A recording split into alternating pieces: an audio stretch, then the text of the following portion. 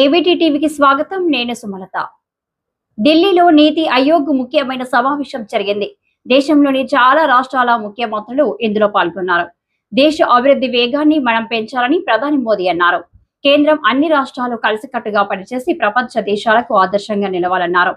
ప్రతి రాష్ట్రం ప్రపంచ ప్రమాణాల ప్రకారం కనీసం ఒక పర్యాటక కేంద్రాన్ని అభివృద్ధి చేయాలని, అక్కడ అన్ని సౌకర్యాలు, మౌలిక సదుపాయాలు అందుబాటులో ఉండాలని ప్రధాని మోదీ అన్నారు.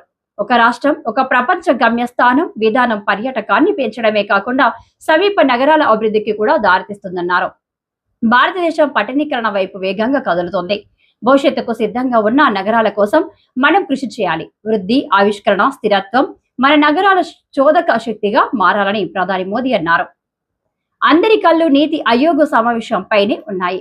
ప్రధాని మోదీ అధ్యక్షత వహించిన ఈ సమావేశంలో బీహార్, కర్ణాటక, పశ్చిమ బెంగాల్ రాష్ట్రాల ముఖ్యమంత్రులు హాజరు కాలేదు.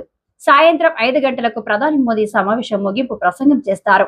ఆపరేషన్ సింధు తర్వాత అన్ని రాష్ట్రాల ముఖ్యమంత్రులు, కేంద్రపాలిత ప్రాంతాల లెఫ్టినెంట్ గవర్నర్లతో ప్రధానమంత్రి నిర్వహిస్తున్న మొదటి ప్రధాన సమావేశం ఇది. సాధారణంగా పూర్తి కౌన్సిల్ సమావేశం ప్రతి సంవత్సరం జరుగుతుంది. గత సంవత్సరం ఇది జూలై 27న జరిగింది.